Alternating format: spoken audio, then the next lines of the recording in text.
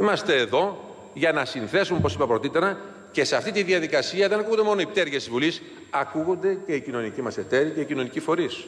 Και πρέπει να σας πω ότι παρά τις όποιες εντάσεις βρίσκεται ακόμα σε εξέλιξη και θα συνεχίζεται και στο μέλλον, ακόμα και μετά την ψήφιση του νομοσχεδίου, ένας ανοιχτός διάλογος. Διότι τα πράγματα αλλάζουν. Νέα δεδομένα διαμορφώνονται. Και η συλλογική σύμβαση που ενσωματώνεται σε αυτό το νομοσχέδιο αυτό το διασφαλίζει. Η κατάσταση αυτή που περιγράψα πρωτήτερα αδικεί κατάφορα την αλήθεια αλλά και τον μόχθο όσων εργάζονται στο Εθνικό Σύστημα Υγείας, που πραγματικά δίνουν τον καλύτερο τους σε αυτό. Και πράγματι θα συμφωνήσω, κύριε Λαβάνη, μαζί σας ότι αυτοί κρατούν το σύστημα όρθιο. Με ελλείψεις σε προσωπικό, με υποχρηματοδότηση και με προβλήματα. Αυτή την κατάσταση βρήκαμε. Δεν βρήκαμε μπροστά μας μια ιδεατή κατάσταση όπου το Εθνικό Σύστημα Υγείας της χώρας είχε φτάσει στον ιδεατό βαθμό λειτουργίας. Είπα όμως πρωτήτερα, εμείς τολμήσαμε να κοιτάξουμε κατάματα την αλήθεια, την πραγματικότητα και να την αλλάξουμε. Και θέλουμε τη βοήθειά σας σε αυτό. Δεν το κρύβουμε άλλωστε.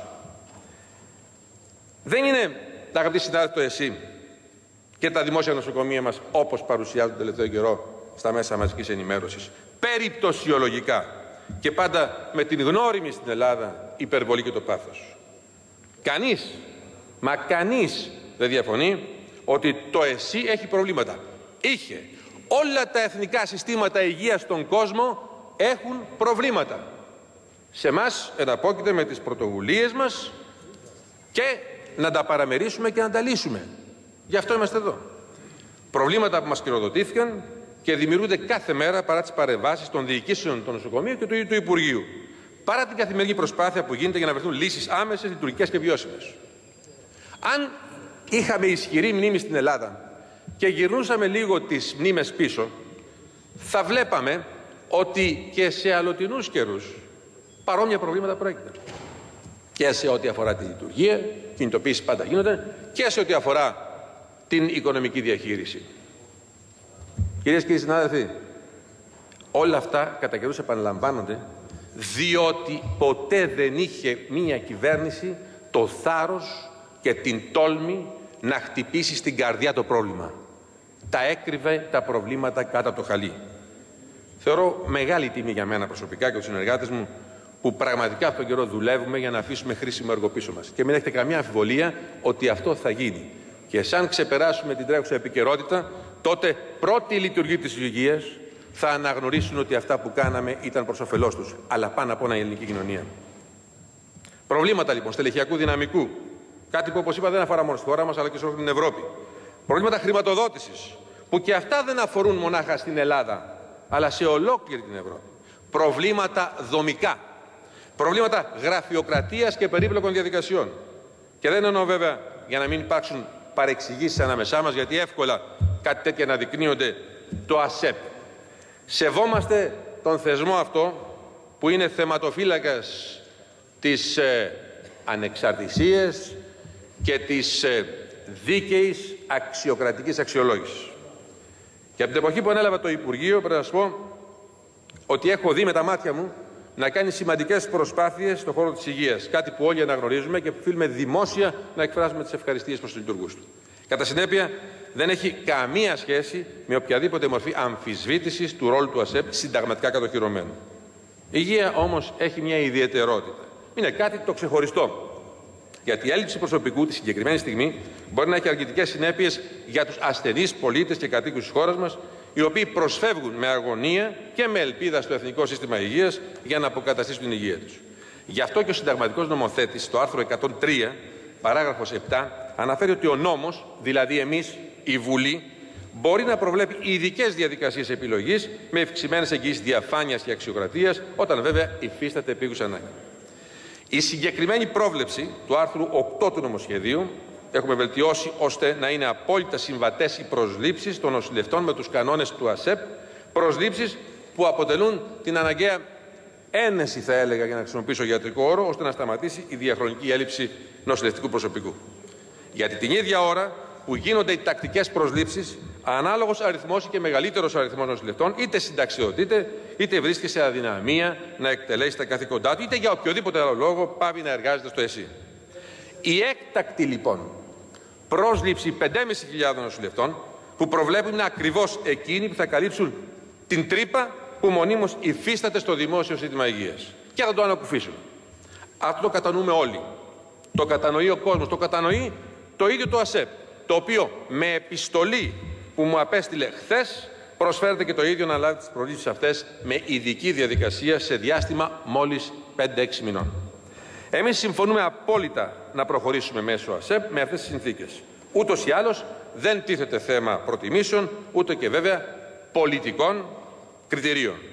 Ωστόσο, σύμφωνα με την έκθεση επί του σχεδίου νόμου της Επιστημονικής Επιτροπής της Βουλής, διευκρινίζει ότι η γνωμοδότηση 96 του 2008 του Συμβουλίου Επικρατείας, ερμηνεύοντας το άρθρο 103, παράγραφος 7 του Συντάγματος, αναφέρει ότι αρκεί ο έλεγχος νομιμότητας της διαδικασίας του διαγωνισμού από ανεξάρτητη αρχή, δηλαδή το ΑΣΕΠ, όταν διενεργείται από την ενδιαφερόμενη δημόσια αρχή, Υπουργείο, ΔΥΠΕ ή νοσοκομείο. Ουδέποτε κάτι άλλο ήταν στις προθέσεις μας και αυτό είναι για να ξεκαθαρίσουμε τα πράγματα. Κυρίες και κύριοι συνάδελφοι, η κοινοτική οδηγία για τα ανώτατα όρια εργασίας και η ενσωμάτωσή της στην εθνική νομοθεσία ήταν μόνον η αφορμή. Το αποδείξαμε μέσα από τον ανοιχτό, συστηματικό και ειλικρινή διάλογο που τα 3 αυτά χρόνια διεξαγάγαμε με τους νοσοκομιακούς γιατρούς. Γιατί η βούλησή μας ήταν και είναι να ικανοποιήσουμε πάγια, δίκαια αιτήματα των νοσοκομιακών γιατρών. Αιτήματα που μας κληροδοτήθηκαν και που η αδιαφορία του παρελθόντος τα κατέστησε χρόνια, δημιουργώντας πρόσθετα προβλήματα και αρχικό έλλειμμα εμπιστοσύνης στο διάλογο που πριν από 2 χρόνια ξεκινήσαμε. Ένας διάλογος που όφιλε να καλύψει την αδράνεια των ετών και που οδήγησε σε συγκεκριμένα αποτελέσματα. Η ανοιχτή ανταλλαγή θέσεων και η επεξεργασία προτάσεων στους γιατρούς έφερε αποτελέσματα και οδήγησε πράγματι στην υπογραφή για πρώτη φορά στην ιστορία του ΕΣΥ κλαδική συλλογική σύμβαση εργασίας την 1η Δεκεμβρίου του προηγούμενου χρόνου και στην υιοθέτηση των ρυθμίσεων του παρόντος νομοσχεδίου της μεγαλύτερης τομής, όπως είπα στην αρχή, από ιδρύσεως του ΕΣΥ.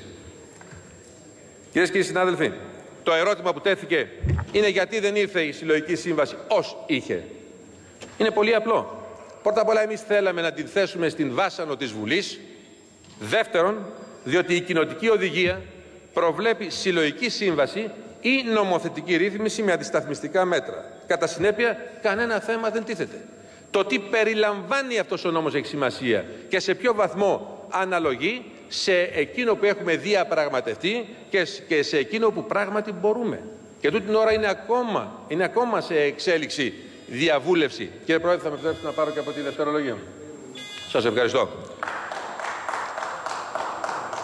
Θα συνεχιστεί. Και... Δεν του κάνουμε χατήρ του Υπουργού, δευτερολογία παίρνει. Δεν πειράζει. Η ουσία μας ενδιαφέρει, κύριε συνάδελφε. Στο πρώτο άρθρο εξάλλου του νομοσχεδίου ρητά αναφέρεται ότι το πρόγραμμα των εφημεριών καταρτίζεται και εκτελείται σύμφωνα με την κείμενη νομοθεσία και το πρώτο άρθρο της Κλαδικής Συλλογικής Σύμβασης που υπογράψαμε με την ΟΕΝΓΕ την 1η Δεκεμβρίου του 2008. Είναι ξεκάθαρη διατύπωση.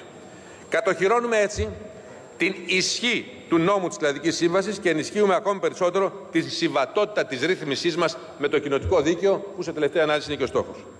Με την Κλαδική Συμφωνία, το κείμενο της οποίας ενσωματώνεται κατά 99%. Κυρία Λαβάνο, την προσοχή σας. Την προσοχή σας, γιατί κάτι είπατε πρωτήτερα. Όχι, δεν πειράζει. Σας ευχαριστώ. Κατά 99% τα όσα έχουν προβλεφθεί στο κείμενο αυτό ενσωματώνονται σε αυτόν τον νόμο. Και εγώ πρέπει να είμαι απόλυτα ειλικρινής μαζί σας. Η μόνη διαφορά έγκυται στο γεγονός ότι στα ποσά που έχουμε διαπραγματευτεί και με δεδομένη την δυσμενέστατη οικονομική συγκυρία υπήρξε μια μικρή μεταβολή. Παρόλα αυτά, ο πίνακας τον οποίο έχω στη διάθεσή μου είναι εντυπωσιακός και φαντάζομαι ιδιαίτερα ικανοποιεί τους Έλληνες γιατρούς. Τι παίρνει σήμερα ένας διευθυντής? 1.684 ευρώ βασικό μισθό. Τι θα παίρνει μάλλον μετά την ψήφιση του νομοσχεδίου? 2.054 ευρώ. Τι παίρνει σήμερα ένας επιμελητής Α? 1.444 ευρώ. Τι θα παίρνει μετά την ψήφιση του νόμου μας? 1.759 ευρώ.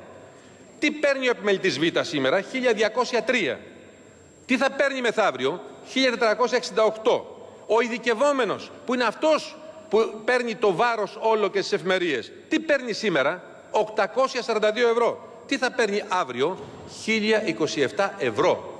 Αυτά είναι τα μεγέθη που απαντούν. Και νομίζω ότι είναι εντυπωσιακά θετικό το γεγονός ότι αυτό το κατορθώνουμε σήμερα.